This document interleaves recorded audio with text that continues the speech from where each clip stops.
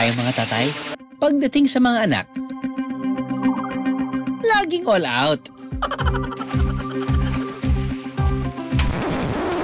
Oh, Abi, saan punta? Di, ano kami? Babiyahe kami ng mga bata. Oh, saan punta? Saan? Oo nga, no? Saan kami po? Ba? Alam pala. Oh, tayo mo ba? Okay lang, okay lang. Gina tayo, Biyeros.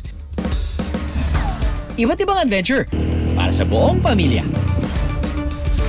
Bonus pa, malapit lang. Tara sa isang legit at fun na for the fam na biyahe dito sa Doña Remedios Trinidad, Bulacan.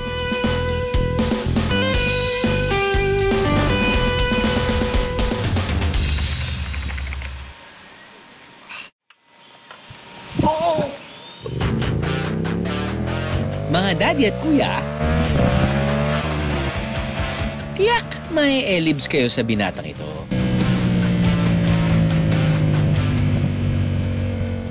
Sisiw na sisiw lang ang pag-akyat sa halos 90-degree cliff ng 25-year-old na dirt biker na si JG.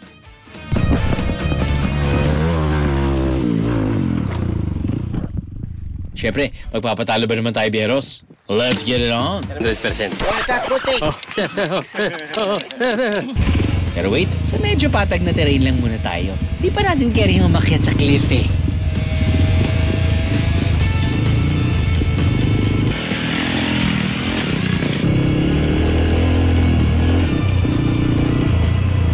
Parang lahat bumalik. Lahat ng alaala na nahulog ako sa bangin. Lahat ng nabali yung mga... namatay yung kuko. Lahat. Pero bumalik din yung pakiramdam na sarap talaga nga mag-trail bike. Nandito ka sa bundok. Kasama mo best friend mo. Master JG, isang sample nga ulit dyan.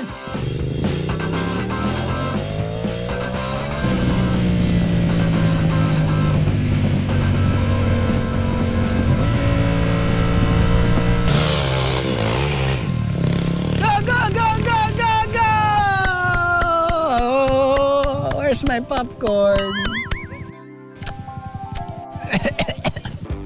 7 taon nang nagde-dirt bike si JG. Dito raw sa Digos Hill siya natutong umakyat sa matataas na trail. Anong meron sa pagde-dirt bike na wala sa scooter or any underbone? Yung mga ano po yan, yung resistensya na papalakas sa mga adrenaline. Oh. Tapos yung mga napupuntahan po namin tulad yan sa mga bundok na yan, di po nararating ng mga scooter. Ng mga scooter. Nararating po ng mga dirt bike. Bukod sa mga dirt bike activity, pwede rin mag-camping at mag-swimming ang pamilya sa kanilang pool. Complete sila para sa mga chikiting. Pero sa ngayon, magbabawas muna tayo ng alikabok sa katawan. Napag-alaman kasi namin na dito pa rin sa Barangay Talbak, may isang talon na yakang-yaka daw puntahan ng mga bagets at young at heart. Let's go sa Valdivia Falls. Sa kayo? Ayaw na. Balik na tayo. Babalik na? Diyan na ba, sir? Para? Hindi, sabi nila malapit na eh. Mga 3 hours ago. Malapit na kaming bumigay. Huwag kayong maniniwala guys sa B&D fam. Mga OA na reklamador lang talaga sila. Green flag ang trail dito, Biyeros. Patag ang daan at mapuno ang daraanan. Pero dapat may kasama kayong tour guide papunti rito, ha? Minsan pa nga, may guide dogs pang kasama. Ha! Cutesy! Mga biyahero, after a, really sure, 30 to 40 minute walk, nakarating na rin tayo sa Valdivia Falls. Swerte pa tayo na nakakita pa tayo ng falls na ganyan yung pressure dahil pagpalapit na yung summer, most falls dito sa Pilipinas, medyo mahina na yung tubig eh. Bago mag-swimming, kailangan daw munang magsuot ng life vest. Ordinance po siya ng LGU po at saka ng barangay dahil po sa safe po ng mga guests po namin. Dahil po kahit po marunong kayong lumangoy, kailangan po nakabes. Kung tutusin nga, mas madaling mag-chill at magpalutang-lutang sa tubig dahil sa life vest. Bago pa ito pumatok sa mga turista, hindi raw Valdivia Falls ang tawag sa lugar. Nung panahon po kasi ng ninuno namin, ang tawag po talaga dyan sa Valdivia na yan, Titilandong. Dahil sa sobrang lakas daw po kasi ng tubig, tumitilan doon po yung tubig. Tapos meron po nung 1970s po, may isang hunter po na pabalik-balik po dito sa lugar namin nang dahil po sa sinasabing lamesang ginto. Kaya po siya pinangalan po kay Mr. Verdivia. 350 pesos para sa group of 5 ang bayad sa tour guide, plus 70 pesos na entrance fee. Aba, pasok sa budget yan ha. Bukod sa mga gustong magtayo ng sariling tent, may mga cottage na pwedeng rentahan.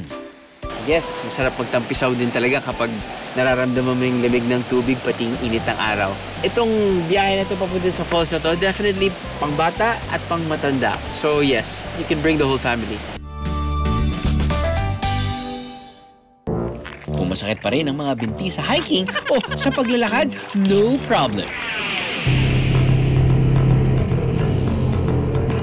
Makakaikot pa rin kayo kahit pa nakaupo.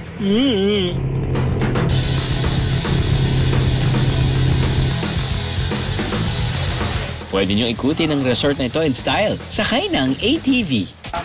Don't forget your safety helmet, Bieros. O ano pang hinihintay? Abay, larga na. Sa laki ng resort na ito, marami kayong pwedeng puntahan while cruising in your ATV. May chirp-chirp este hello sa mga ibon sa kanilang aviary. Tiyak mag-enjoy mga chikiting sa mga ostrich. May pa-egg breakfast ba tayo dyan? Pwede nyo rin ihatid ang mga baget sa open-air playground ng resort at hayaang maglaro one to sawa. Nagutom ba kayo sa pagmumotor at paglalangoy, Bieros?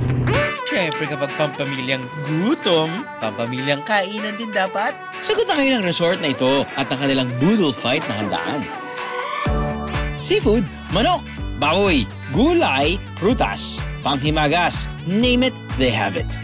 Kasya sa 10 tao ang malafiestang handang ito na nagkakalaga ng 3,200 pesos to 7,400 pesos. Inggit kayo, no? Ikakain ko na lang kayo. Family? Bukod sa magagandang tanawin at adventure dito sa Doña Remedios Trinidad, Bulacan, may mga pagkain dito nyo lang matitikman. Gaya na lang ng tradisyonal na pagsasaing sa Bulacan.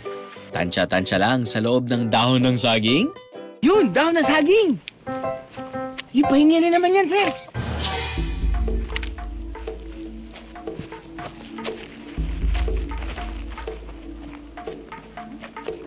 Kailangan ko lang po ng dahon ng saging. May sakit ka. May sakit ang ulo mo. Alam ko, may sakit ang ulo mo. Hindi po. May sakit ang ulo mo. Ayan, yan. Sakit ang ulo mo. Ay, may sakit ang dibdib mo at saka likod mo. Huwag mong gagalawin to. Acting to. Yan. Yan. Ano kailangan mo? Kailangan ko ng saging nga. Balat lang. Ayan, sakto nga. May kabag ka. Lagay mo yun dyan, ha? Yan. Oh. Pogi ka nga. Tigilan mo na yung dami mo ng anak. Puro kalokohan. Magluto lang nga tayo ng balisungsong.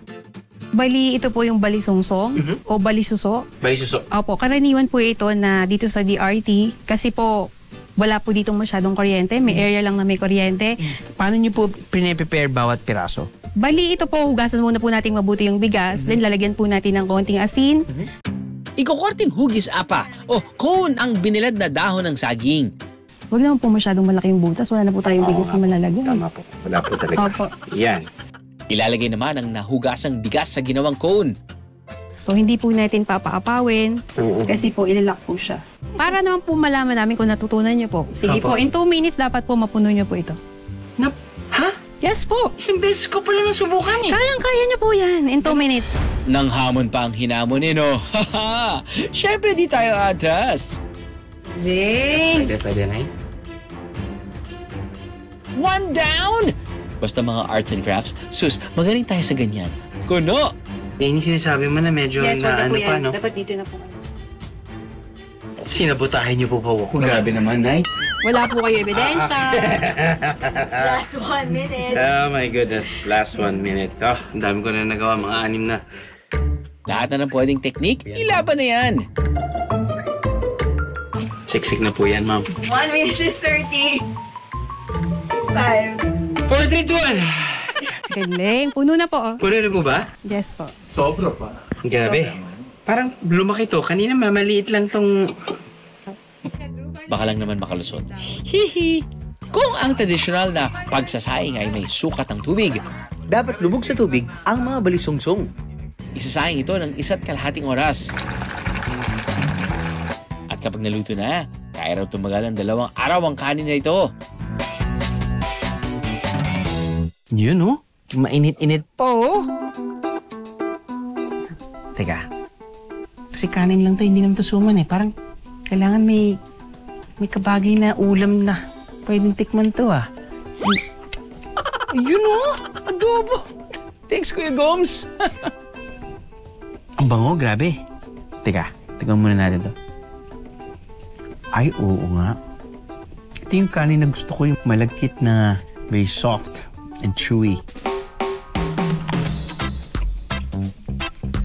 We have a winner, ladies and gentlemen. Alam niya yan.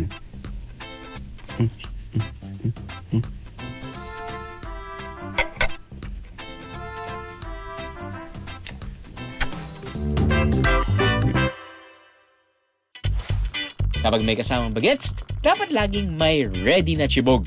Baka naman gusto nila ng sabaw kagaya ng sinigang? Aba, may panlabang sinigang daw dito sa DRT Bulacan, ha? Ang bida-bida nating karne, hindi lang basta baboy. Baboy ramo.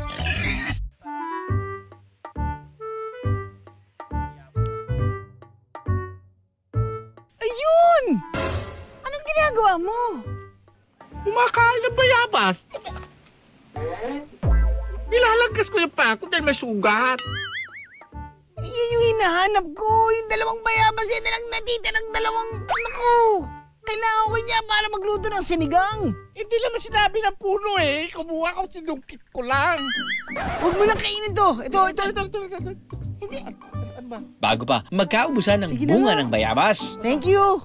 magluto na nga tayo. Pagdating sa presyo, mas mahal o mas mura yung baboy ramo?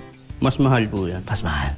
Ano po yung pampaasim natin? Bali, ito po yung bayabas po. Yung bayabas ba ay mas milder na asim pag iko-compare sa sampalok? Sampalok ba mas maasim? Sampalok po ang mas maasim. maasim. Yes po. Chef, natatakam na ako. Simulan na natin yan.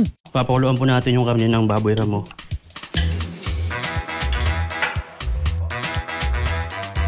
Dalawang oras ito kailangan palambutin. Lalagay na po natin yung bayabas. Okay. Hinog na bunga ng bayabas ang mas okay gamitin for that kakaibang kilig. Siyempre, di pwedeng mawala ang mga gulay para makulay ang buhay.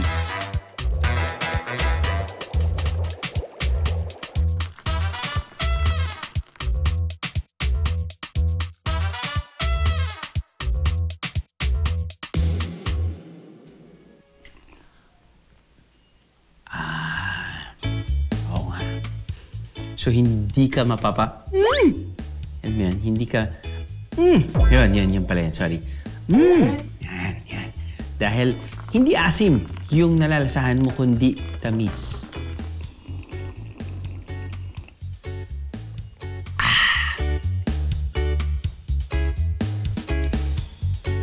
Wow! Parang pinakula ng 2 linggo. Sobrang lambot. Wow! Gusto ko lang malaman kung malambot na rin yung buto. Hindi pa rin malambot yung buto. Wala akong nalalasahan na lansa. Ano lang, yung tenderness ng baboy ramo, tapos yung tamis ng sabaw.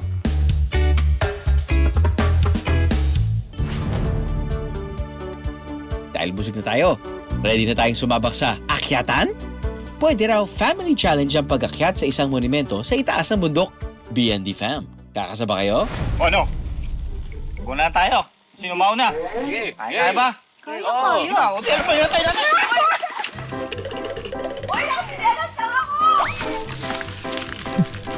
Bibukid ang ating researcher at nangunguna pa sa ating challenge. Excuse me. Sumisingit ka pa ba, Aber? Ano na, BND crew? Nahalata ang edad, Laban Titos of Manila. Hindi pala biro ito.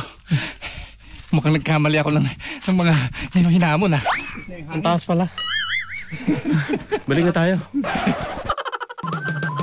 Kung tutusin, madali lang naman ang trail paakyat sa monument dahil simentado na ito at may brick tiles. Tanaw na ang peak! Kaso... Ano din? Kaya ba? Nakakabago. Yun nga sinasabi ko eh. Konti na lang. Fighting! Good job, fam! You made it! Welcome sa Candle Monument sa tuktok ng Mount Lumot na bahagi ng Sierra Madre. Itinayo ang hugis kandila ng monumentong ito bilang pag-alala sa mga Pilipinong sundalo na lumaban sa mga Hapon noong World War II. Habang nasa taas, pwedeng mag-relax at i-enjoy ang view ng mga puno at kabundukan na nakapalibot.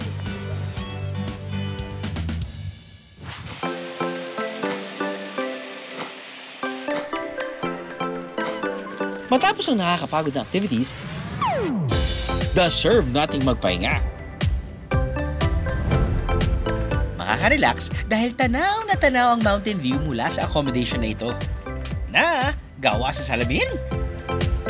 Mukhang maliit lang ito mula sa labas, pero kaya nitong mag-accommodate ng 8 hanggang 10 katao. It's like magic! Kaya po salamin or glass cabin po ang ginawa dito kasi gawa po ng view. Napakaganda po kasi ng mga view dito. Sa may gawing glass cabin po, matatanawan nyo po dun yung bundok ng Susundalaga.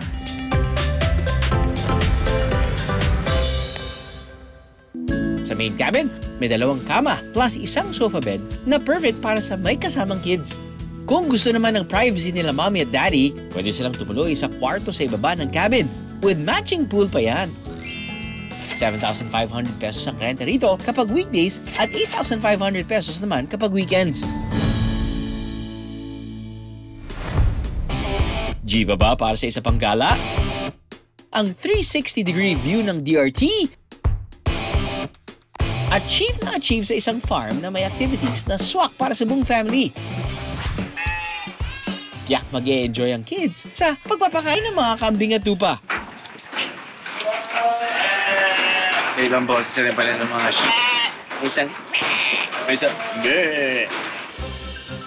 Ginagamit ang mga kambing at tupa na inaalagaan dito para sa dairy production o paggawa ng gatas para rin sa kanilang karne. Karoon tayo ng do, re, me. Pero ang must-do sa resort na ito, ang pag-akyat sa peak na may 360-degree view ng DRT. Workout na carry for the whole family ang 300 steps paakyat.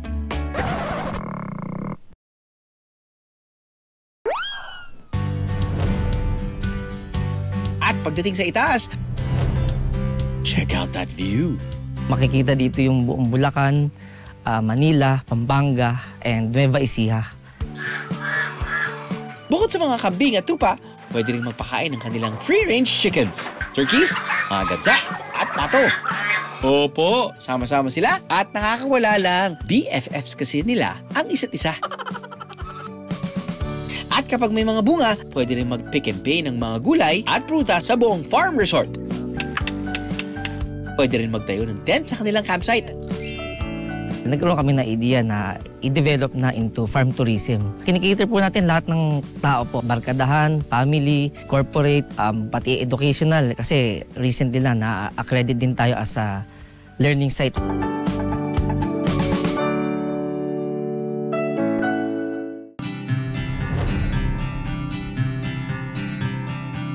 Isang simbahan sa DRT Bulacan. Dinarayo dahil ang patron daw nito nakapagpapagaling di umano ng mga may sakit.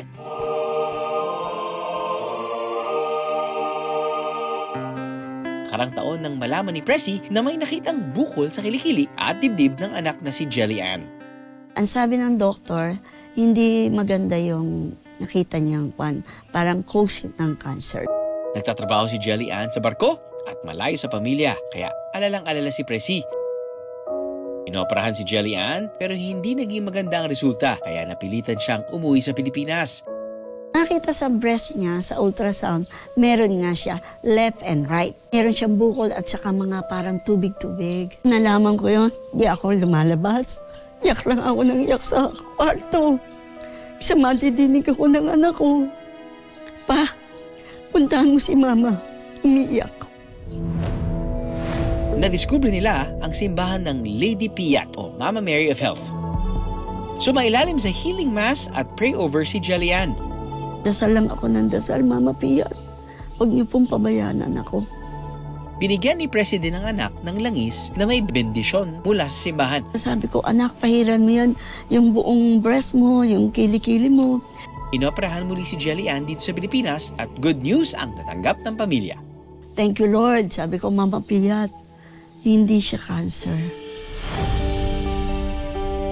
Karamihan po dito ay mga dayo. Wala po kaming mga parokyano dito. Mga nanggagaling po sa iba-ibang lugar, sa iba-ibang bayan.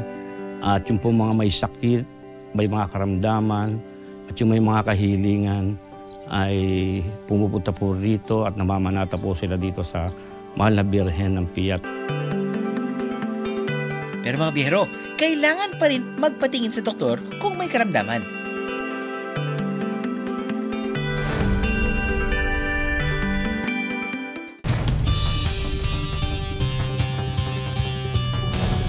Malayo man o malapit, sa tubig man o bulubundukin, saan man ang gala. Mas sumasaya ang bonding basta't kumpleto ang pamilya.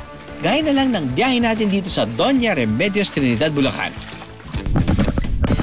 Hindi na kailangan magpakalayo-layo pa para makabuo ng masasayang alaala kasama ang pamilya.